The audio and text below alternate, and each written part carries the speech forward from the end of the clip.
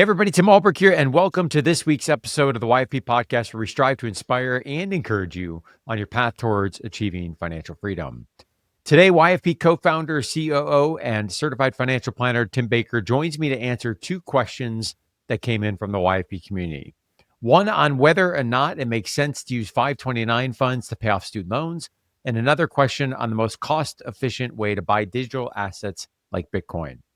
If you have a question that you'd like us to feature on an upcoming episode, head on over to yourfinancialpharmacist.com/askyfp to record your question or send us an email at info@yourfinancialpharmacist.com. All right, let's take our first question from the YFP community, which came to us via email. Tim, what are your thoughts on using 529 savings as a vehicle to pay off student loan debt? Tim, we were talking before the show, maybe a couple different ways to interpret this question. So what are your thoughts? Yeah, and we actually interpret it differently. So, I think I was looking at this question as almost like using the 529 as like a pass through. So like I'm a student loan borrower and I have, let's just say I have $50,000 left to pay off.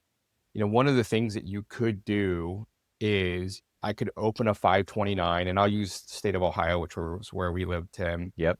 And I could put in for this year $4,000 in my own name, get a state tax deduction for that. And then, if it grows, great. If not, but I can basically just take that $4,000 out and then pay off, 4,000 out of the 50,000 that I still have, left to pay. So that is an option, right? That you can absolutely do.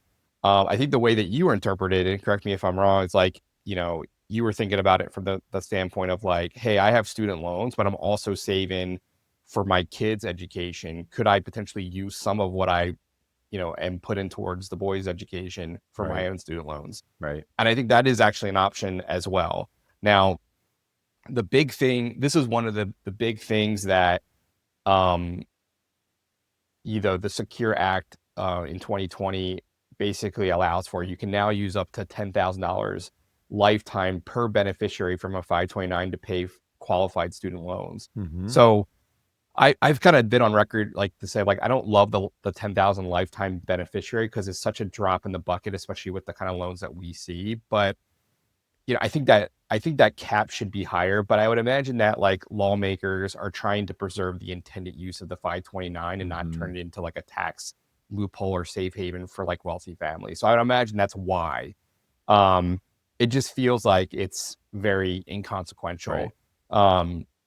But yeah, so I think both of those scenarios, Tim, can actually like happen, right? So you could say, you could say, hey, this, maybe your youngest has like the least amount. You could say, hey, this is now my 529. I peel off the 10,000 lifetime amount, apply that to my, my own loans, and then maybe, recategorize that 529 back to your youngest.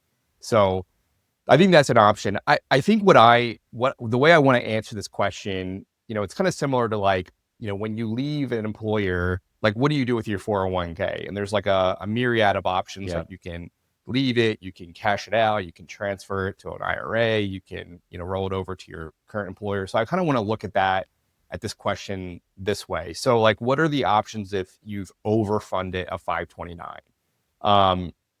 And let's just assume, Tim, that there's no more school for your child, right? So I'm going to use Olivia as an example. Olivia Baker, great student, great swimmer. She's a junior Olympian in the breaststroke, great kid.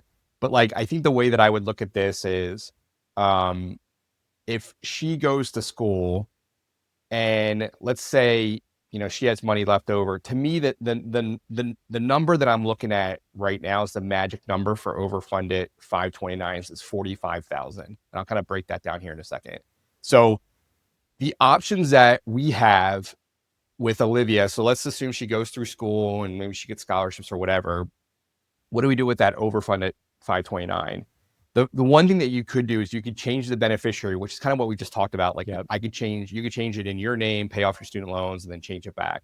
So you could change the beneficiary to siblings. So I could change it to Liam. I could change it to Zoe. I could change it to grandchildren that might not be here. I could change it to aunts and uncles, my parents, nieces and nephews. I could change it to Shay if she decided to go back to school, or even myself. Like we talked about that. So there's a lot of flexibility what to do with that. This second option, which we just talked about, is you can use $10,000 to pay down student loans. Yep. So this applies to the original beneficiary and each of the siblings. So this is one of the things I have to clarify. It's like I think I would be able to use it for myself, but I'm not clear on that. One of the things I was researching, it says is for siblings. So if we look at it from that perspective, then for the Baker family, I see this as like a $30,000 benefit, right? $10,000 for Olivia, $10,000 for Liam's student loans, $10,000 for Zoe's student loans. The other option that also opened up in the Secure Act was the rollover to a Roth IRA that started in 2024. So you can now roll up to $35,000 lifetime from a 529 to a Roth. And there's some contingents, but that's where I get the $45,000. So in my mind, those dollars, in all intents and purposes, are for Olivia's education. However, to me, if she has $50,000 in that account when she's kind of through school, then I think I would probably 45, 10 for potential student loans if that were to pop up, and then 35 to roll over to kind of get started on her retirement saving. And then I might take that 5 and apply it for Liam or Zoe or something like that. The big conditions here, Tim, is that the 520, for us to be able to roll over to a Roth, the 529 has to be open for at least 15 years. So we're thinking like a long-term play. Yep. The rollover is limited to the annual Roth IRA contribution each year. So right now that's $7,000. So you'd have to do it, over basically a 5-year period, 7,000 times 5 years. Yep. Now those limits will be different in the future. And the beneficiary of the Roth IRA must be the same as the 529. So there's some hoops that you have to jump through. But outside of that, the two other options that I see, and we kind of talked about this, is you can save for future generations. So there's no time limit on when the funds must be used. So I've always looked at this as like the last resort. So like if we, and that's one of the big fears. People are like, I don't know about 529s because it's limited in use, blah, blah, blah. In my mind, like if I'm giving money to grandkids in the future, I'm good with that, right? It's a good problem to have. Yeah. It's a good problem to have, right? Yeah. And it's a great tool for multi-generation wealth transfer for the purposes of education. And then the last one which I know you've brought up, that's like, it's not the end of the world, is like, you can always make a non-qualified withdrawal and pay taxes and penalty, the 10% penalty. So you typically pay ordinary income tax on the earnings plus a 10% penalty on the earnings, which is not, again, the end of the world. So to me, like the 529 as a tool to pay off student loans, yes, like you can do that. The problem is that it's a $10,000 lifetime limit, but I'm also looking at these other avenues potentially, and again, like the $45,000, dollar limit, like I'm thinking of this as like, if there is money left over, it's probably because Olivia did something that allowed her to kind of not pay as much for, I'm thinking like scholarships, right? So I still would want to reward her. So like, I was just kind of checking our numbers of like what we will project to have for her. I think we did this exercise in a previous episode. Yep. So I just updated those numbers and, we're about 60, we talked about the 1/3 rule. Right now we're on track to save about 60%.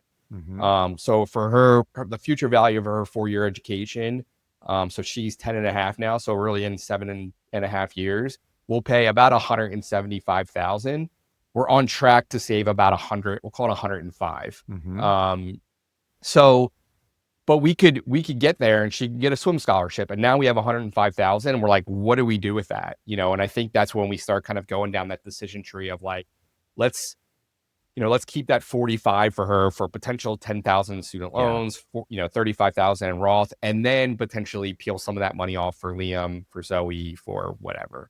So I think it's a great question. It kind of, again, we interpret it very differently, but I think one of the feelings for a lot of parents is like, am I locked into this? And I think there's just a lot of wiggle room of what you could do with those dollars. And I think we'll continue to be, opened up and flexible. But at the end of the day, I think the very last thing that you could do is just pay the 10% penalty. It's not the end of the world. Yeah, and I think a couple things to reference. Great stuff, Tim. As you were walking through your example calculations for Olivia, Yeah. you reminded me of that episode we did previously, which I want to make sure we have reference. So that was 368. How much is enough for kids' college?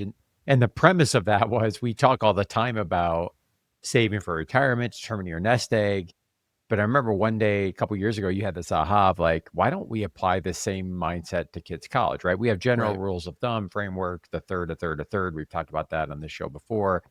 But, same for kids' college is a mathematical set of assumptions, just like we think about retirement. Sure, things may change, will change. Markets will kind of do their thing depending on how we have those invested.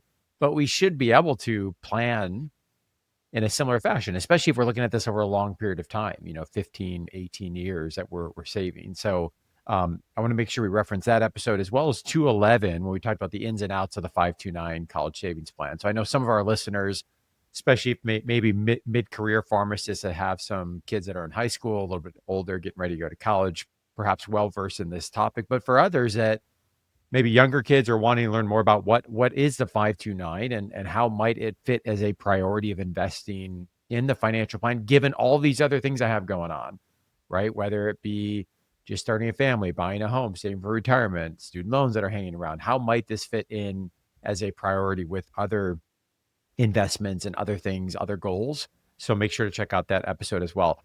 Tim, one of the thoughts that came to mind as you were talking is like, this is not your dad's 529 plan anymore. What I mean by that is we've talked at length on the show that they continue, as you highlighted just a few moments ago, to make these, I think, more favorable. You have more exit opportunities, if you will, right? In terms of how these funds might be used if you run into a situation like an oversave situation, which I would argue is a good problem, right? Whether it be because, hey, my kid got a scholarship, they didn't think they were going to get a scholarship, or, perhaps they decided that it was a different career path than college. And now we've got funds, we got to figure out what to do with. There are more exit opportunities now than ever, including some of the most recent ones you mentioned, like the Roth conversions. And we've got a plan and there's certain details that we've got to think about in doing that.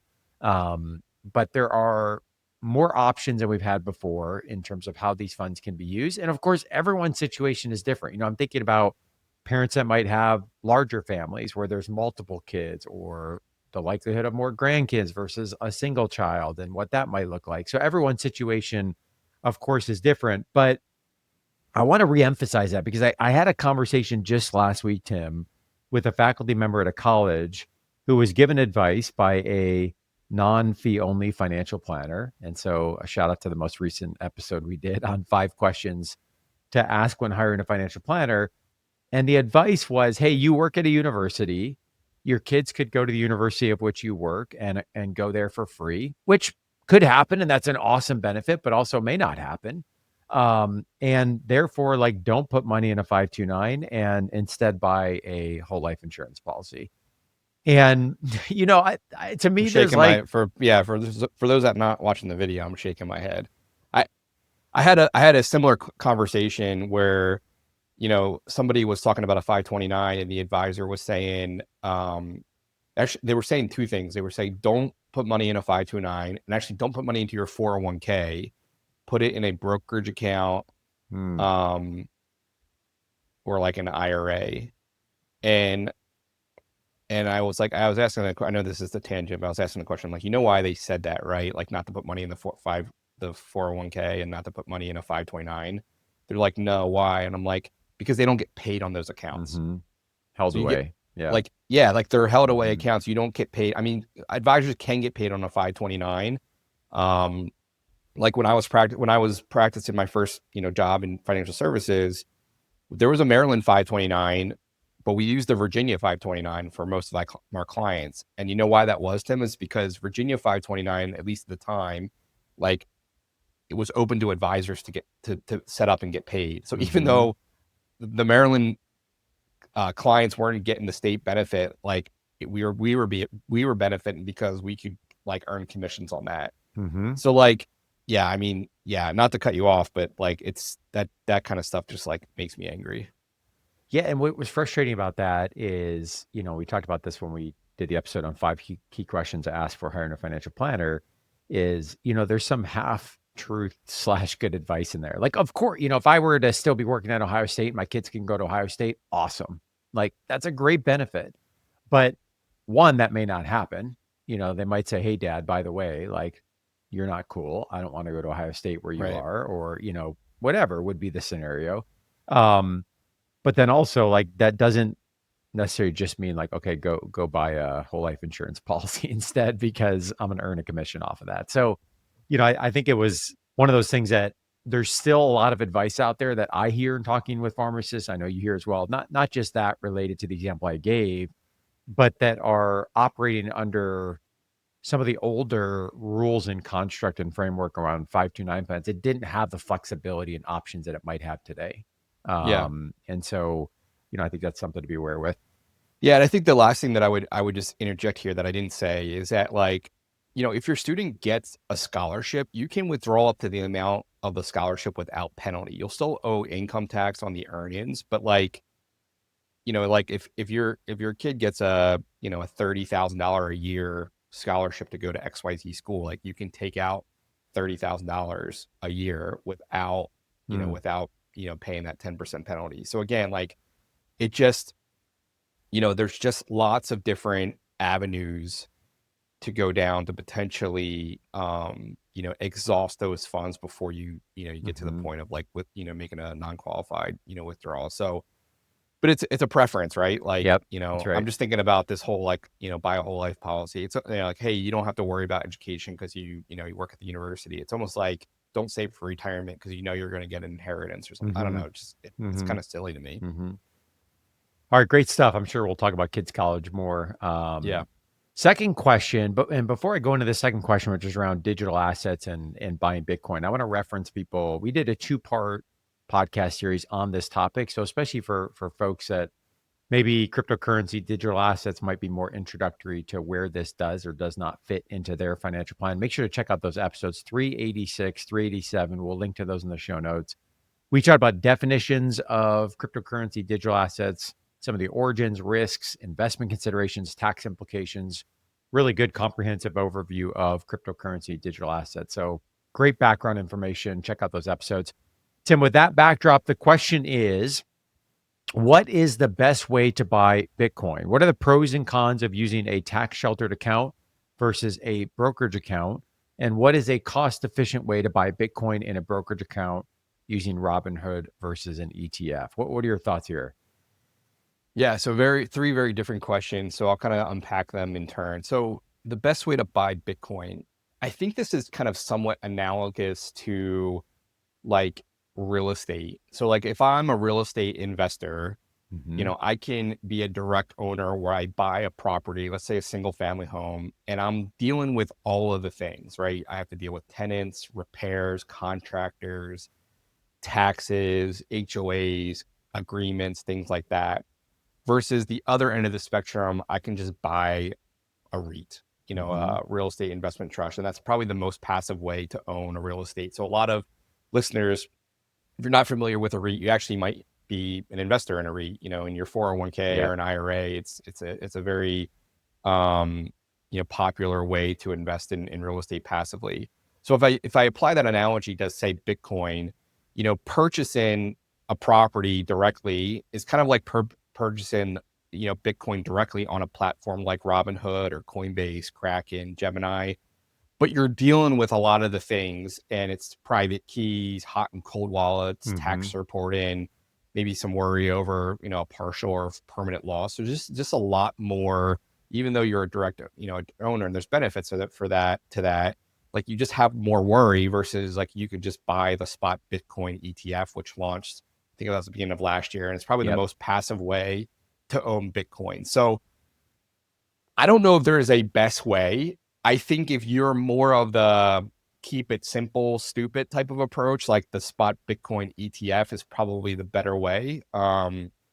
If you like a little bit more of the hands-on, then buying it directly, I think is probably better, right? So when you buy a spot Bitcoin ETF, you don't hold the Bitcoin directly. You just buy, you have shares or of that fund, Mm-hmm. but the fund essentially owns it and you have, a partial ownership of the fund. So when you buy it on Coinbase or Robinhood, you're an owner, right? Your keys are on that ledger and it's, there for public consumption.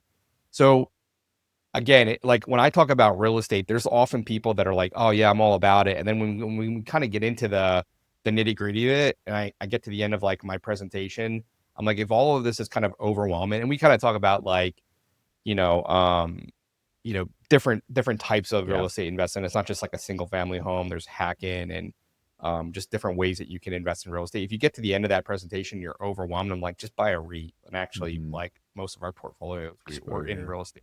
Yeah. I think it's the same way because, I own Bitcoin both ways. I own it through an ETF and I own it directly. And part of me is worried that one day I'll wake up and I'll hear a story that XYZ was hacked and like all of my Bitcoin is gone. It's just something it's the reality, right? And that's one of the downsides of digital assets. So Tim, just a thought here real quick to tack on what you're saying, and not investment advice by any means, but when I look at my portfolio, I'm interested in some exposure for the reasons that we talked about on previous episodes, but yeah, I have zero interest in, kind of maintaining that myself. But I respect the people where this is partly a hobby. Like some people just geek out on like going through the transactions and, dealing with the wallet, stuff and figuring out how all of that fits in. Just like, sometimes people like to take a small percentage of their portfolio and do some individual stock type of trading and track that. So I think it's a little bit of like know thyself in terms of first, where does this, might it fit overall in your financial plan? And I think, for our clients, speaking about them in particular, it's a great conversation to have with your financial planner, with the financial planning team of like, is this something I want exposure to in my portfolio? And then if yes, what does that look like? Right. I know you're going to continue on in terms of some of the types of accounts as well. yeah. Yeah, I mean, it definitely is that. There's a lot of people that are like, I'm at a point now where this is not a gimmick. I think, digital assets are here to stay. And I think the advent of the spot Bitcoin, spot Ethereum ETFs that launch is a logical next step for them. Like they don't necessarily have to be wanting to, they don't want to deal with hot and cold wallets and private keys. Right. And I completely understand that.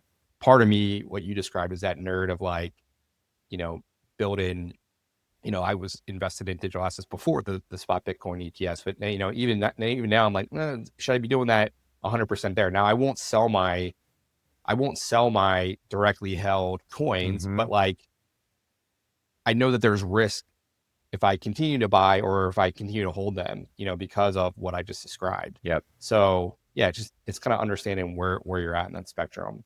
So the second question, that was asked is like, what are the pros and cons of using a tax sheltered account versus like a brokerage account?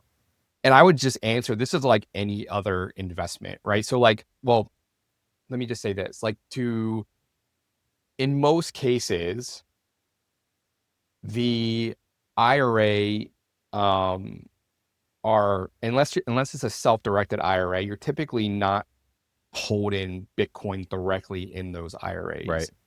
It wasn't until, again, the spot Bitcoin, the spot Ethereum came out that, the general, the broad based investor had access to that. So once those happened, then it really opened up kind of the three main options for tax sheltered versus brokerage account. So the tax sheltered being the tax deferred, which is traditional, gross tax free, it's tax coming out. The after tax or Roth is tax going in, but gross tax free, and then not tax coming out. And then the taxable or brokerage account, which you're going to pay capital gains on, right? So, short-term capital gains if it's bought and sold inside of a year, and then long-term capital gains if it's held for longer than a year. So, with an asset that is potentially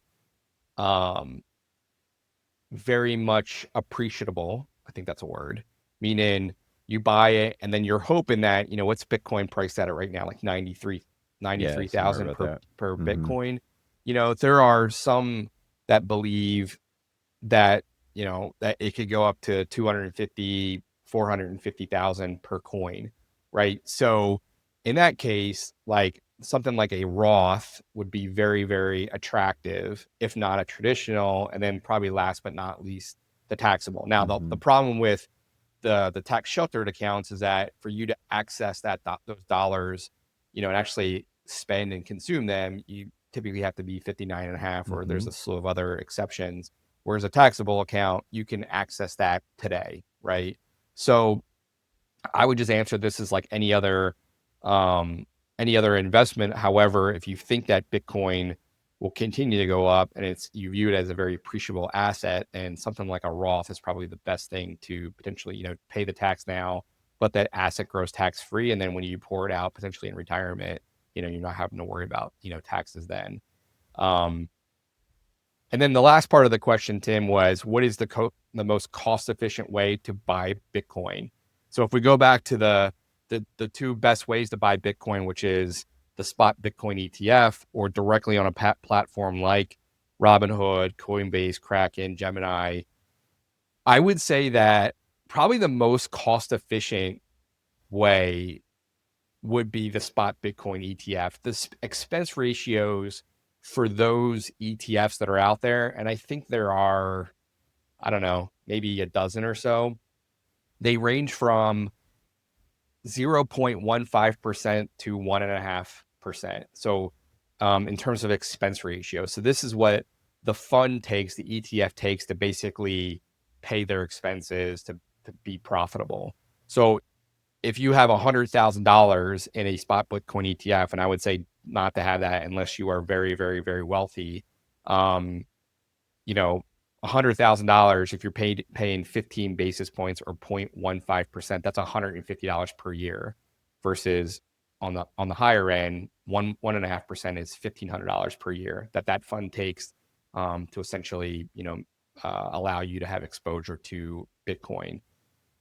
If you compare that to platforms like the ones I mentioned, typically the way, and every platform has a different pricing strategy, but typically the way that they price for kind of these smaller trades of said coin is that they charge a spread. So if you're buying, typically the spread is what the coin is priced at, plus maybe 0.5%, and it varies from platform to platform of what you actually buy it at. So if Bitcoin is selling at 93,000, I might be buying it for 94,000. So you purchase it on a spread, and then you also sell it on a spread. So again, the counter of that is true. But then you will also paying typically a transaction fee, or it's kind of like a commission. So on top of the spread, you'll pay a flat fee. So that can be as little as like $1 to $2, $3, or it can also be a percentage of what you buy. Like I said, every platform is going to be different. Some are going to be a little bit better than others. You can actually like pay a membership fee, at some of them to like get better pricing, but you're paying a membership fee, right? So there's a lot. So I would say just in general, even though you're not holding the coin directly, it's probably more cost efficient to hold it in a spot Bitcoin ETF than paying the transaction fees of holding the coins directly and the spread.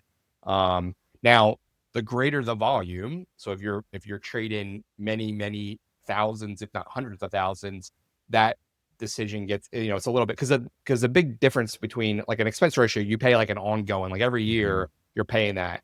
With a commission or a spread fee, you pay that one time, right? So that's a big difference. So that's something to consider as you're thinking about cost efficiency. Tim, I'm looking at the current fees for some of the spot Bitcoin ETFs, to your point, ranging from 0.15. So I'm looking at options like the Bitcoin Mini Trust. I see some in the 0.2, 0.25 range, 0.2, something like the Bitwise Bitcoin ETF, all the way up to 1.5, the Grayscale Bitcoin Trust. That's a huge range.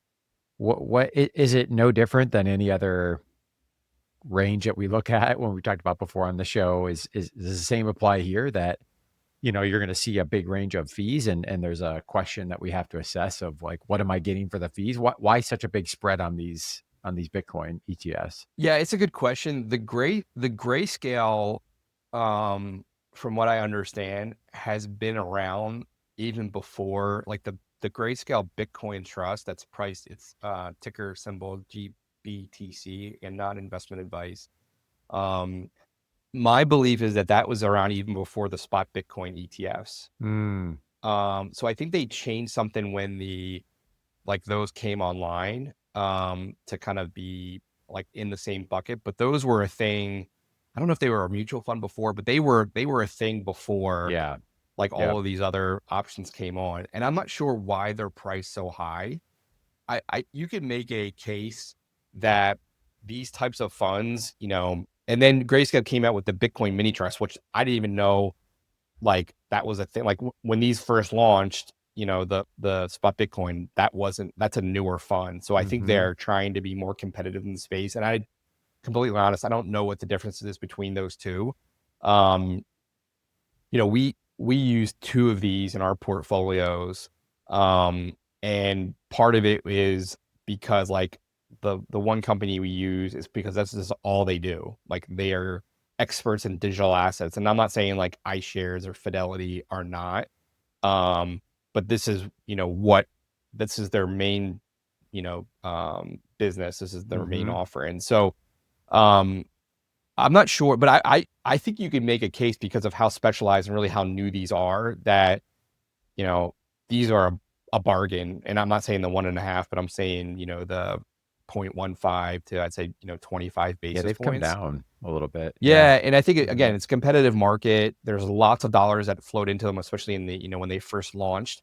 Our expense ratios, even with some of these in our portfolios, typically 0.05, 0.06. So super competitive, and I think super low cost. So I think something typically the more specialized the fund, typically the higher it is. And this is pretty dang specialized.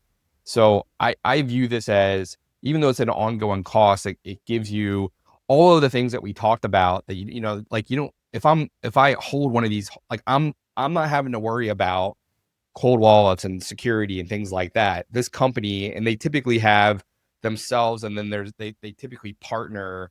Like I know one of these funds actually partners with Coinbase to kind of do the verifying and all the things that they have to do per, I believe, the SEC.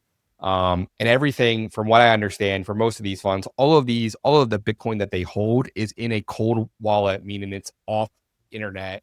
It's kind of in cold storage, which really, really lessens or eliminates the ability to hack it, to for someone to get in and steal it. So all of that kind of worry and things that I have with the coins I hold directly, I don't have that with these funds. So I would say, for what you get for the price, I think it's pretty good. So yeah. Great stuff, Tim. And again, to the listeners, episodes 386, 387, we did a broad overview of cryptocurrency, digital assets. Make sure to check those 2 episodes out. We'll link to those in the show notes. Thanks so much for listening. Have a great rest of your week.